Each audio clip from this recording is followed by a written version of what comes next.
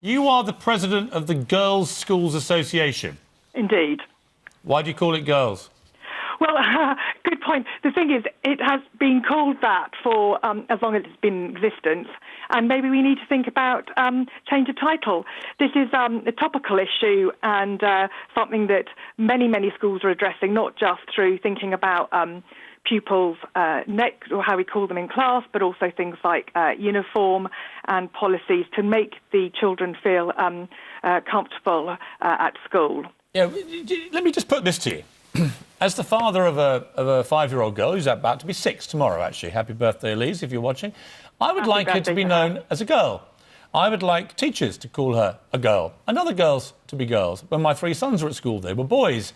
I would like them to be addressed as boys, because guess what? They were born boys, and she was born a girl. And what is happening is that teachers like you, with the greatest of respect, are buying into this frenzy at the moment that gender is now an offensive thing, that we can no longer call girls girls and boys boys. And I find that the most damaging part of this for children. Why are we confusing them with all this gender claptrap? No, right, OK, so I don't think is a question of confusing anyone. Many teachers and schools will address children by their individual names. That's what we want, that the individuals are feeling valued in their schools. And teachers will continue to talk about boys and girls. What Natasha was trying to talk about was a context in which there is a high rate of suicide amongst those who identify as being LGBT, and that is higher than heterosexual children. Yeah, but that wasn't, with respect, let me jump in. I think that's a very convenient thing to put up into this debate to try and justify it. I've read everything that she said, and actually there was a passing reference to transgender children, of which we know are a tiny percentage of school populations in this country. And that's not to diminish that there may be issues there are, but actually the vast body of what she said, Natasha Devon, at your conference was directed generally about the use of the phrases girls and boys. She said, I would never walk into a room at an all-girls school and say girls or ladies because it's patronising. Well, what about an all-girls school? Isn't that patronising? Isn't it patronising that you call your own association the Girls' Schools Association? Isn't it patronising, with respect to you, Charlotte Avery, that I check your Twitter feed and all you do is constantly talk to girls? Here's one from the 30th of October. The sky's the limit for girls if we teach them to shoot for the moon. I totally agree with you. I want the sky to be the limit for my little girl. What I don't want is for you to be leading as president of the Girls' Schools Association, a name you haven't changed yet, even though you don't want people to be called girls. I don't want you to tell my little girl she's not a girl. Why don't you all just stop this nonsense? We are supporting girls in our schools. We're also aware, though, we've got children who don't necessarily identify as girls, and there's a balance to be struck. So we are absolutely supporting space for girls to be girls. I was talking yesterday on another programme about the importance of space in order for women to be able to find voice and to be able to articulate their views.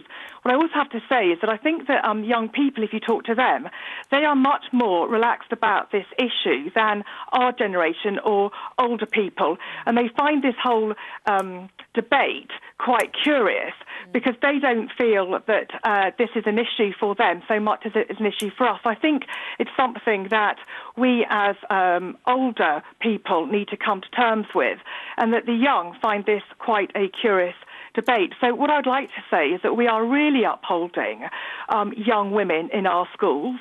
As you can't call them women, though. Why are you calling them women? Because the vast majority of them are women in the schools. Well, of course, because they're all girls' schools. About this. So what I'm saying here's my point. Is that as girls' schools, we are You've just called them women. Of the tradition that we've had have just, with respect, young Charlotte Avery and young women. Charlotte Avery, you've just called them women. You've just identified them as female. Yeah, sure. We are proudly supporting young women in our schools. What Natasha was saying was that when we address the groups in the schools to think in a more nuanced way about thinking about calling them either by, I would say, their first names or indeed as students and pupils. It's just to think about everybody in the classroom as well. You're not thinking about everybody, though, are you? You're thinking about a very tiny... supporting girls in our schools. You have been bullied, and I say this with respect to you. I think you have been bullied as an association by what I think is this radical transgender campaign that's going on to basically force most of society that's not transgender to now change everything just to appease the more radical end of the transgender debate. And I completely support people who want to transition in later life when they go through puberty or whatever from, you know, female to male or male to female. Completely support that. I don't support this gender fluid nonsense because I think it confuses kids. It's a much broader debate than that, and it's about gender stereotypes and it's about addressing pupils as individuals. You're wearing dresses, you two, and I'm wearing a suit. OK. Are we stereotypical? Charlotte, thanks ever so much for joining us. In that context, the words boy and girl can come with a whole heap of invisible expectations. Absolute rubbish. And for but Piers, let Natasha Devon have her say, and as she isn't on the programme this morning, I'm reading her say. It's let nonsense. me read out her tweets. For clarity, at no point did I order teachers not to say boys or girls. This is what happens when something complex and nuanced goes through the prism of tabloid journalism. But except that I'm afraid you did, didn't you? Because you said, I never walk into a room in an all-girls school and say girls or ladies because it's patronising. Yeah. And right? I don't think it's useful to be reminded of your gender. She's saying she's not instructing teachers to say why else would you go and make a speech at the Girls' Schools Association? Because people are allowed to express their opinions. Let's look at our poll, because, as always, we like to ask the British public. Oh, look, 96% say no, it's a load of nonsense. I'm right. This is a serious issue.